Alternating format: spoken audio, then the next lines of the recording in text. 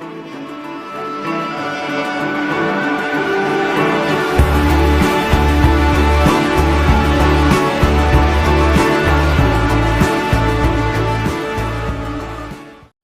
tentang dokumen palsu, tentu kita pernah mendengar dulu ada kasus yang sempat viral, yaitu kasus ijazah palsu Presiden ke-7 Republik Indonesia Insinyur Joko Widodo.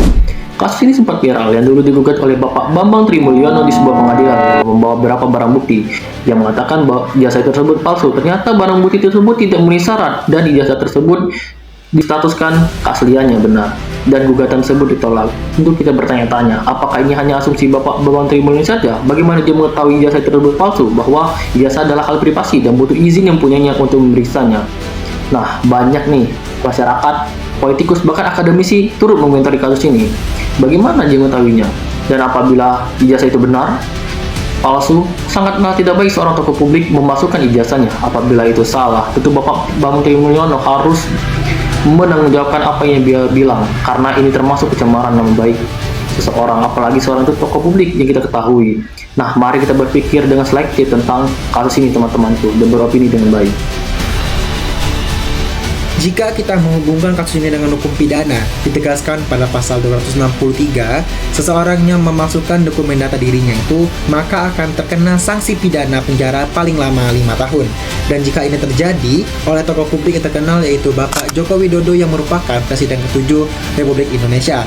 Hal ini pastinya menimbulkan pertanyaan yang sangat krusial di kehidupan masyarakat.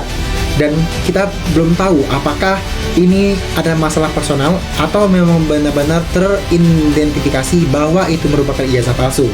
Lalu menimbulkan pertanyaan, yaitu kenapa Bapak Jokowi tidak mengeluarkan ijazah aslinya dan mendeklarasikan bahwa itu merupakan ijazah aslinya.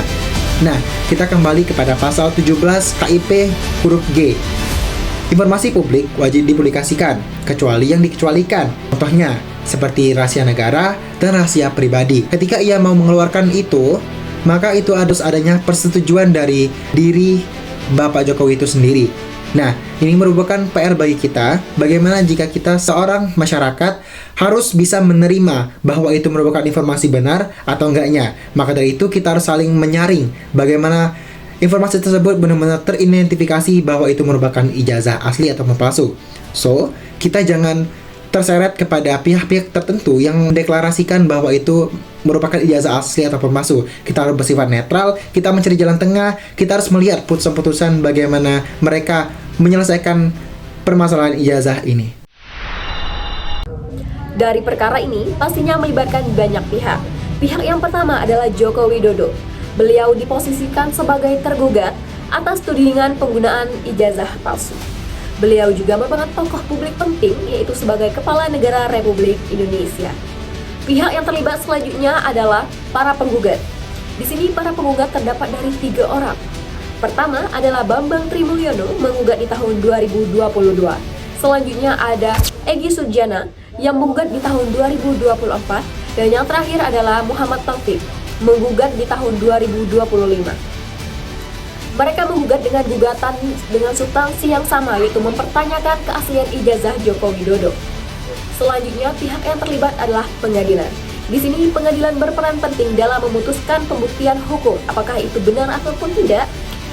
Dan mereka juga menetapkan asas-asas hukum, termasuk nebis in idem. Di sini, pengadilan berperan penting untuk menerima apakah perkara tersebut bisa ditolak dan diterima ke depannya. Selanjutnya, yaitu adalah UGM, Universitas Gadjah Mada. Mereka sebagai penerbit ijazah Jokowi pastinya terlibat dalam perkara ini.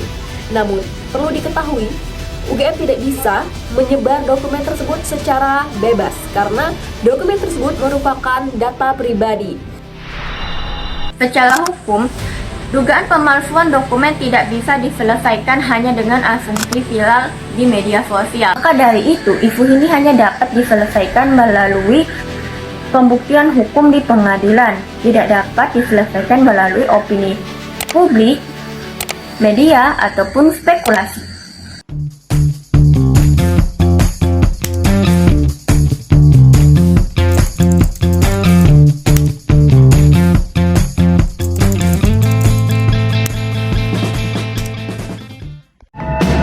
Mata dan talu yang asin perlahan dihapus angin.